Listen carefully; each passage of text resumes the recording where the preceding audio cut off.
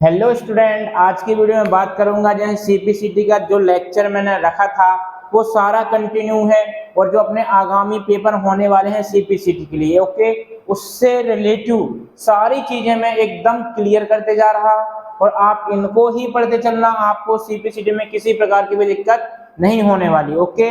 इसके पहले मैंने आपको कंप्यूटर आर्किटेक्चर पढ़ाया था जो बहुत ही इंपॉर्टेंट था और आज मैं लेके आया हूँ नया लेक्चर जिसका नाम है क्लासिफिकेशन ऑफ कंप्यूटर। मतलब क्या होता है बेटा, कंप्यूटर का वर्गीकरण क्या है। डायग्राम यदि मैं वीडियो के साथ बनाता हूं तो आधी वीडियो उसी में चली जाती है, इसलिए मैंने पहले ही डायग्राम बना के रखा है जिसमें कि आपको वीडियो एकदम लंबी ना करनी पड़ा ओके। तो क्लासिफिकेशन ऑफ कंप्यूटर में क्या होता है बेटा, कंप्यूटर मुख्य रूप से कितने प्रकार के होते हैं, तीन प्रकार के। Base of application, base of size और बेस ऑफ पर्पस। यदि मैं हिंदी में इनको बोलूं तो बेस ऑफ एप्लीकेशन को हम बोल सकते हैं अनुप्रयोग के आधार पर। क्या बेटा, अनुप्रयोग के आधार पर, अनुप्रयोग के आधार पर। बेस ऑफ साइज में क्या बोलूंगा, आकार के आधार पर। बेस ऑफ पर्पस में क्या बोलूंगा, उद्देश्य के आधार पर ओके। तो ये तीन प्रकार के होते हैं और तीनों के अलग अलग टाइप होते हैं। जैसे एप्लीकेशन मतलब एनालॉग कंप्यूटर, डिजिटल कंप्यूटर, अगला आता है hybrid computer. Base of size में क्या देखने वाले हैं हम, micro computer, mini computer, main frame computer, work station and super computer okay. इसके बाद बेस ऑफ पर्पस के हिसाब से जनरल पर्पस और स्पेशल पर्पस कंप्यूटर होते हैं। यदि इस डायग्राम से यदि आपको क्वेश्चन आता है तो इस डायग्राम में आपको क्या पूछेगा, डिजिटल कंप्यूटर किसका प्रकार है, base of application, base of size, base of purpose, इनमें से कोई नहीं। तो आपको यहाँ पर बेस ऑफ एप्लीकेशन को राइट क्लिक करना है ओके। इसी प्रकार इसमें पूछ सकता है वर्क स्टेशन कंप्यूटर किसका टाइप है, base of application, base of size और बेस ऑफ पर्पस। मतलब कि सीपीसीटी में हर प्रकार के क्वेश्चन आपसे पूछता है और आपसे आना चाहिए ओके। अब मैं समझाता हूं एक एक पॉइंट कि एनालॉग कंप्यूटर क्या होता है, डिजिटल और हाइब्रिड क्या होता है। यहां से एनालॉग कंप्यूटर का मतलब होता है ऐसे कंप्यूटर, वे कंप्यूटर जिनका उपयोग भौतिक इकाइयों को मापने के लिए किया जाता है उसे एनालॉग कंप्यूटर कहते हैं। एनालॉग का मतलब क्या होता है बेटा, संकेतिक। क्या होता है, ऐसे कंप्यूटर जो संकेत के रूप में काम करते हैं उन्हें बोलते हैं एनालॉग कंप्यूटर। जैसे मैं बोलता हूं दीवाल घड़ी, दीवाल घड़ी में क्या होते हैं, कांटे होते हैं ओके। वो कांट क्या बताते हैं आपको, घंटे और मिनट को संकेत करते हैं और आप ऑटोमेटिक समझ जाते हैं कि अभी टाइम कितना हुआ है ओके। तो ये होता है बेटा एनालॉग कंप्यूटर। पहला पॉइंट क्या हुआ, एनालॉग कंप्यूटरों का उपयोग भौतिक इकाइयों को मापने में किया जाता है। दूसरा, एनालॉग कंप्यूटर का उपयोग सांकेतिक रूप में करते हैं। तीसरी चीज, एनालॉग कंप्यूटर का उपयोग अधिकतम इंजीनियरिंग क्षेत्रों में किया जाता है क्योंकि इंजीनियरिंग क्षेत्रों में अधिकतम भौतिक इकाइयों का यूज किया जाता है ओके। यदि मैं बात करता हूं कि एनालॉग कंप्यूटर के एग्जाम्पल क्या हो सकते हैं, तो बेटा एनालॉग कंप्यूटर का चौथा पॉइंट जो एग्जाम्पल होगा वो होगा कि कारों के मीटर। ठीक है, जितने भी कार के मीटर होते हैं सब में क्या होता है, कांटा। लेकिन आजकल कारों और बाइकों के मीटरों में डिजिटल आ चुका है ओके। तो जो भी आपको सांकेतिक रूप में प्रदान करता है वो आता है बेटा एनालॉग कंप्यूटर। बात करता हूं डिजिटल कंप्यूटर की, तो ऐसे कंप्यूटर आपको यहाँ पर डिजिटल से समझ में आ रहा है डिजिट, ऐसे कंप्यूटर जो डिजिट की गणना करते हैं, अंक गणितीय गणना करते हैं, उन्हें बोलते हैं डिजिटल कंप्यूटर ओके। तो इसका पहला पॉइंट क्या होगा, वे कंप्यूटर जो केवल अंक गणितीय गणनाएं करते हैं, अर्थमेटिक कैलकुलेशन करते हैं, उन्हें बोलते हैं डिजिटल कंप्यूटर ओके। दूसरा पॉइंट ये है कि डिजिटल कंप्यूटर में ऐसा कौन सा डिजिट है जिसकी सहायता से हम सारे अंकों को लिख सकते हैं, तो बेटा वो होता है 8। एक ऐसा अंक है जिसकी सहायता से हम सारे डिजिट लिख सकते हैं 0 से लेके 9 तक के ओके। इसका बात आता है डिजिटल कंप्यूटर का उपयोग कहां पर होता है, तो डिजिटल कंप्यूटरों का उपयोग अधिकतर चिकित्सा के क्षेत्र में, एजुकेशन के क्षेत्र में, मनोरंजन के क्षेत्र में। ये क्या होता है बेटा? Digital computer. Okay, digital computer के एग्जाम्पल क्या हो सकते हैं? लैपटॉप, डेस्कटॉप, और यदि मैं बात करता हूं तो स्मार्टफोन, टैबलेट, ये सब क्या है? डिजिटल कंप्यूटर है। ध्यान रखना, जो ये कंप्यूटर वर्ड है, आप ये समझो कंप्यूटर किसे कहते हैं? जो कैलकुलेशन करके आपको रिजल्ट देता है, उसी को तो कंप्यूटर कहते हैं। ओके, अब यहाँ पर जो टाइप आ जाते हैं कि एनालॉग क्या होता है, डिजिटल क्या होता है। वे कंप्यूटर जो संकेतिक रूप में काम करते हैं, एनालॉग। वे कंप्यूटर जो डिजिट के रूप में काम करते हैं, डिजिटल। अब बात करते हैं हाइब्रिड कंप्यूटर। क्या बेटा? हाइब्रिड। तो ऐसे कंप्यूटर जिनमें एनालॉग और डिजिटल दोनों के गुण पाए जाते हैं, उन्हें कहते हैं हाइब्रिड कंप्यूटर। क्या कहते हैं बेटा? उन्हें बोलते हैं हाइब्रिड कंप्यूटर। ये चीज का विशेष रूप से ध्यान रखना। ओके, तो हाइब्रिड कंप्यूटर का एग्जाम्पल क्या हो सकता है? पेट्रोल पंप की मशीन। क्या बेस्ट एग्जाम्पल मैं बताता हूं, पेट्रोल पंप की मशीन। अब वो कैसे? पेट्रोल पंप में क्या होता है कि आपका वहां से भौतिक यूनिट भी मापी जाती है। भौतिक यूनिट मतलब जैसे मैं बोला 4 लीटर पेट्रोल भरवाया, तो 4 LTR मतलब 4 लीटर, ये क्या है? इकाई है। और जितने रुपए का भी आप भरवाते हो वो क्या होता है बेटा? रुपए। मतलब यहाँ पर रुपए भी काउंट हो रहे हैं और भौतिक यूनिट भी काम हो रही है। तो दोनों का कॉम्बिनेशन को क्या बोला जाता है? Hybrid computer. और हाइब्रिड वर्ड का ही मतलब होता है जहां पर दो चीजों का कॉम्बिनेशन होता है, उसे हाइब्रिड कहते हैं। ओके, तो मेरे हिसाब से आप बेस ऑफ एप्लीकेशन बहुत अच्छे समझ रहे होंगे। और यदि अभी समझ में नहीं आया तो वीडियो को पीछे ले जाओ, फिर एक बार देखो, फिर भी नहीं आया है तो आप कमेंट करना, मैं वो चीज को और भी क्लियर कर दूंगा। ओके, ध्यान रखना, जो क्लासिफिकेशन है ये आपका DCA, किसमें बेटा? DCA हो चाहे वो PGDCA हो, दोनों में पूछा जाता है। DCA PGDCA में जो आपकी एक बुक है फंडामेंटल ऑफ कंप्यूटर, उसमें सारी चीजें हैं क्लासिफिकेशन, जो आपका 5 से 10 नंबर का आता है। ओके, और बहुत इंपॉर्टेंट है, ये चीज का ध्यान रखना, बहुत ही इंपॉर्टेंट है। आपको 5 से 10 अंक कहीं नहीं गए इसके। ओके, 5 या 10 अंक कहीं नहीं गए। इसके बाद मैं बात करता हूं बेस ऑफ साइज। तो बेस ऑफ साइज के हिसाब से कितने प्रकार के मैंने आपको बताया? 5 type. Okay, micro computer, mini computer, main frame, work station और सुपर कंप्यूटर। माइक्रो कंप्यूटर ऐसे कंप्यूटर होते हैं जिनका साइज बहुत कम होता है, जिनका आकार छोटा होता है। किसकी अपेक्षा? मिनी कंप्यूटर की अपेक्षा। उसे कहते हैं माइक्रो कंप्यूटर। दूसरा पॉइंट क्या है बेटा? माइक्रो कंप्यूटर में पहली बार माइक्रो प्रोसेसर का यूज हुआ था और माइक्रो प्रोसेसर का नाम था इंटेल 4004। ओके, इसके बाद बात करता हूं माइक्रो कंप्यूटर में स्टोरेज कैपेसिटी। तो माइक्रो कंप्यूटर में स्टोरेज कैपेसिटी मिनी कंप्यूटर की अपेक्षा कम होती है, मतलब कि माइक्रो कंप्यूटर में डेटा कम स्टोर कर सकते हैं। चौथा पॉइंट इसमें क्या हो सकता है बेटा कि माइक्रो कंप्यूटर का एग्जाम्पल क्या होते हैं? अपने जैसे लैपटॉप हुए, डेस्कटॉप हुए, टैबलेट हुई, ये सब क्या है? Mini computer. और इनका काम क्या है? वो होते हैं डिजिटल कंप्यूटर। ओके, मैं यहाँ पर केवल साइज का कैलकुलेशन बता रहा हूँ। ओके, इसके बाद आता है मिनी कंप्यूटर। तो मिनी कंप्यूटर क्या होते हैं? ऐसे कंप्यूटर जो माइक्रो कंप्यूटर की अपेक्षा आकार में बड़े होते हैं और मेन फ्रेम की अपेक्षा आकार में छोटे होते हैं, उन्हें क्या बोलते हैं?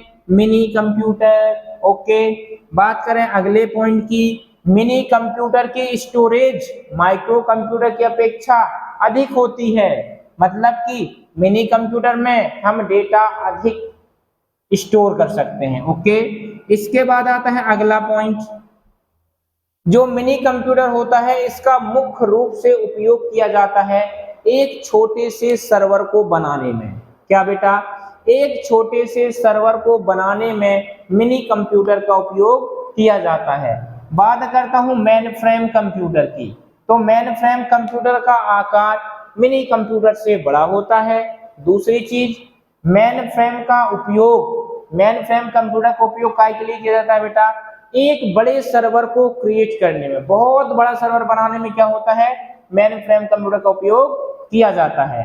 इसके बाद इसका अगला पॉइंट क्या है मेन फ्रेम कंप्यूटर का, मेन फ्रेम कंप्यूटर में हाईएस्ट डेटा कैपेसिटी, बहुत सारा डेटा स्टोर कर सकते हैं। ओके, अगला पॉइंट मेन फ्रेम कंप्यूटर में क्या हो सकता है, मेन फ्रेम कंप्यूटर को मल्टी यूजर कंप्यूटर भी कहते हैं। क्या बेटा, यहां पर आया multi user, main frame computer को मल्टी यूजर कहा जाता है। अब मल्टी यूजर का मतलब क्या होता है, एक समय में एक से अधिक लोग जिस कंप्यूटर में काम करते हैं उसे बोला जाता है मल्टी यूजर। फॉर एग्जांपल क्या होता है, मैंने बोला कि ये क्या है बेटा, मेन फ्रेम कंप्यूटर। ओके, और यहाँ पर छोटे छोटे और 2 से 3 कंप्यूटर हैं।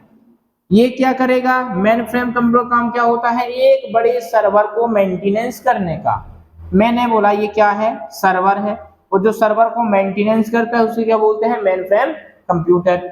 अब यहाँ से कोई वैकेंसी आती है तो कोई फॉर्म इस कंप्यूटर से भी भरा जा सकता है, इस कंप्यूटर से भी भरा जा सकता है, और इस कंप्यूटर से भी भरा जा सकता है। जब कोई फॉर्म आखिर में सबमिट करते हैं तो वो डेटा कहाँ पर आता है, इस सर्वर में वो डेटा स्टोर हो जाता है। ओके, अब यदि ये सर्वर डाउन हो जाता है तो इस सिस्टम में भी सर्वर डाउन का प्रॉब्लम बताएगा, इसमें ही बताएगा, इसमें ही बताएगा। ओके, तो जो मेन फ्रेम का काम होता है बेटा, वो होता है एक बड़े डेटा को स्टोर करने का होता है। किसका काम, मेन फ्रेम का। और जो मेन फ्रेम होता है वो मल्टी यूजर होता है। ओके, बात करता हूं पहला मेन फ्रेम कंप्यूटर कौन सा था, तो पहला था बेटा यूनिवेक प्रथम। कौन था, यूनिवेक प्रथम, universal automatic computer. Universal automatic computer full form होता है, और पहला ऐसा कंप्यूटर था जो कमर्शियल रूप में उपयोग किया गया, वो था अपना मेन फ्रेम कंप्यूटर। ओके, इसके बाद आता है work station computer. Work station computer क्या होता है, ऐसे कंप्यूटर जो किसी एक विशेष कार्य के लिए काम करते हैं, जो किसी एक विशेष कार्य के लिए काम करते हैं उसे बोलते हैं वर्क स्टेशन कंप्यूटर। कैसे, मैं बोलता हूं कि यहाँ पर ट्रैफिक सिग्नल की कितनी लाइट होती है बेटा, 3। ओके, मैं बोला पहली, फॉर एग्जाम्पल मैंने बोला पहली हो गई अपनी क्या, रेड, दूसरी क्या हो गई बेटा, ग्रीन, और तीसरी क्या हो गई, येलो। ओके, अब यहाँ पर 3 लाइट है, तीनों का काम अलग अलग है। ऐसा क्या होता है कि कभी रेड के स्थान पर येलो आ जाए, येलो के स्थान पर ग्रीन आ जाए, ऐसा बिल्कुल भी नहीं होता। यदि रेड इसमें जल रहा है तो रेड ही जलेगा, ग्रीन है तो ग्रीन ही जलेगा। कहने का मतलब ये है कि वर्क स्टेशन कंप्यूटर किसी एक स्पेशल काम के लिए बनाया जाता है, उसे बोलते हैं वर्क स्टेशन कंप्यूटर। ओके, इसमें केवल एक ही काम हो रहा, रेड मतलब रेड, एक निश्चित समय के बाद रेड बंद हो जाता है, येलो चालू हो जाता है। ओके, येलो बंद हो जाता है, ग्रीन चालू हो जाता है। ट्रैफिक, यदि आपने ट्रैफिक में कभी देखे होंगे तो ये सिग्नल जरूर आए होंगे। ओके, इसके बाद आता है अपना क्या बेटा, सुपर कंप्यूटर। और सुपर कंप्यूटर क्या होते हैं, ऐसे कंप्यूटर जो बहुत फास्ट होते हैं और इसमें बहुत ज्यादा स्टोरेज कैपेसिटी होती है, मतलब इसमें बहुत सारा डेटा अपन स्टोर कर सकते हैं। पहला सुपर कंप्यूटर कौन सा था, CDC 6600 था। ये चीज का ध्यान रखना क्योंकि ये क्वेश्चन बहुत ही बार पूछा जाता है। लेकिन CDC 6600 में कुछ चेंजेस हुए, मॉडिफाई हुए और एक और कंप्यूटर बना, मतलब कि CDC 6600 में कुछ चेंजेस हुए, अपडेट हुए और एक कंप्यूटर का निर्माण हुआ जिसको बोलते हैं क्रेवन। क्या बोलते हैं बेटा, CRAY, क्रेवन। यदि आपके क्वेश्चन में आता है कि सबसे प्रथम सुपर कंप्यूटर का नाम क्या था, तो आपको लगाना है CDC 6600, और यदि ये नहीं है तो आपको लगाना है क्रेवन में। और बाई चांस आपके में CDC 6600 भी आ गया, क्रेवन भी आ गया, तो आपको क्लिक करके आना है किसमें, CDC 6600 में। ओके, इसके बाद मैं बात करता हूं बेटा कि जो अपना सुपर कंप्यूटर की स्पीड किसमें मापी जाती है। सुपर कंप्यूटर की स्पीड को मापने के लिए जिस यूनिट का उपयोग किया जाता है उसे बोलते हैं बेटा फ्लॉप्स। क्या बोलते हैं, flops, floating point floating operation per second. Okay, floating point operation per second, ये होता है इसका फुल फॉर्म। और बात करते हैं जो सुपर कंप्यूटर होता है वो किस किस का मिश्रण होता है, तो और देख लीजिए जो अपना सुपर कंप्यूटर होता है बेटा, वो सुपर कंप्यूटर दो चीजों से मिलकर बनता है। एक तो होगा अपना पैरेलल प्रोसेसिंग। ओके, क्या होगा बेटा, पैरेलल प्रोसेसिंग और मल्टी प्रोसेसिंग। मैंने बहुत सारी चीजें सुपर कंप्यूटर में बताई हैं, ऑफलाइन वाले बच्चों को पढ़ाया भी है, इसलिए जो सीपीसीटी होता है और डीसीए होता है, ये डीसीए और सीपीसीटी दोनों में पूछा जाता है और दोनों के नजरिए से बहुत ही इंपॉर्टेंट क्वेश्चन है। अच्छा, पैरेलल प्रोसेसिंग का मतलब क्या होता है, यदि मैंने बोला कि एक बड़ा डेटा, फॉर एग्जांपल 100 जीबी का कोई डेटा है, कितने जीबी का, 100 जीबी का कोई डेटा है, इसे 100 जीबी डेटा को यदि मैं कहीं पर भी ट्रांसफर करता हूं, कम्युनिकेट करता हूं, तो एक साथ पूरा नहीं जाता है। तो एक बड़े डेटा को छोटे छोटे भागों में बांटने का काम कौन करता है, पैरेलल प्रोसेसिंग। और जो मल्टी प्रोसेसिंग है ये क्या करता है, एक समय में एक से अधिक कामों को प्रोसेस करने का काम करता है। जब ये दोनों मिलकर काम करते हैं तो उसकी जो वैल्यू हो जाती है बहुत हाई हो जाती है, और उस कंप्यूटर को बोलते हैं बेटा सुपर कंप्यूटर। ओके, और जो सुपर कंप्यूटर का उपयोग होता है वो अंतरिक्ष, मौसम विज्ञान, उपग्रह इत्यादि कार्यों में किया जाता है। अगला जो मैं लेक्चर लेके आऊंगा उसमें ये भी बताऊंगा पहला सुपर कंप्यूटर कौन सा था, लेटेस्ट कौन सा है, दुनिया का पावरफुल कंप्यूटर कौन सा है। जब मैं कंप्यूटर का हिस्ट्री और इतिहास पढ़ाऊंगा, कंप्यूटर का विकास पढ़ाऊंगा, इसके बाद मैं वही चैप्टर लेके आऊंगा, ओके, कंप्यूटर का इतिहास और विकास। इसके बाद बेस ऑफ पर्पस की बात करता हूं, तो बेस ऑफ पर्पस में आपको जनरल पर्पस कंप्यूटर और स्पेशल पर्पस कंप्यूटर होते हैं। जनरल पर्पस कंप्यूटर क्या होते हैं, ऐसे कंप्यूटर जो हर कोई यूज करता है और कोई साधारण कामों के लिए बनाए जाते हैं, जनरल पर्पस कंप्यूटर कहलाते हैं। जैसे डॉक्यूमेंट बनाना, प्रिंट करना, ये सब क्या कहलाते हैं बेटा, जनरल पर्पस कंप्यूटर कहलाते हैं। ओके, और स्पेशल पर्पस कंप्यूटर क्या कहलाते हैं, ऐसे कंप्यूटर जो किसी विशेष कार्यों के लिए बनाए जाते हैं उसे स्पेशल पर्पस कंप्यूटर कहते हैं। जैसे मौसम विज्ञान का पता लगाने में, ओके, सैटेलाइट सेट करने में, ये सब क्या कहलाते हैं, स्पेशल पर्पस कंप्यूटर। ध्यान रखना जो जनरल पर्पस कंप्यूटर है इन्हीं का कुछ छठतम रूप है जनरल पर्पस कंप्यूटर। जैसे यदि मैं बात करता हूं डिजिटल कंप्यूटर, ये भी क्या है, एक प्रकार का जनरल पर्पस कंप्यूटर है। क्यों है, क्योंकि आजकल सभी लोग डिजिटल कंप्यूटर का यूज करने लगे हैं। बल्कि जो स्पेशल पर्पस कंप्यूटर होता है वो कोई बड़े काम और विशेष कामों के लिए बनाया जाता है, और ये जो बहुत ही कॉस्टली होता है, बहुत ही महंगा होता है। ओके, तो बेटा इस लेक्चर में बस इतना ही बताने वाला था कि क्लासिफिकेशन ऑफ कंप्यूटर क्या होता है, कितने टाइप होते हैं, किस प्रकार के क्वेश्चन आते हैं। अगले लेक्चर में बताऊंगा कि कंप्यूटर का विकास और इतिहास, जिसमें से आपको काफी क्वेश्चन बनेंगे। ओके, तो इस वीडियो को मैं यहीं फिनिश करता हूं। वीडियो पसंद आए तो लाइक करें, शेयर करें, सब्सक्राइब करें। धन्यवाद।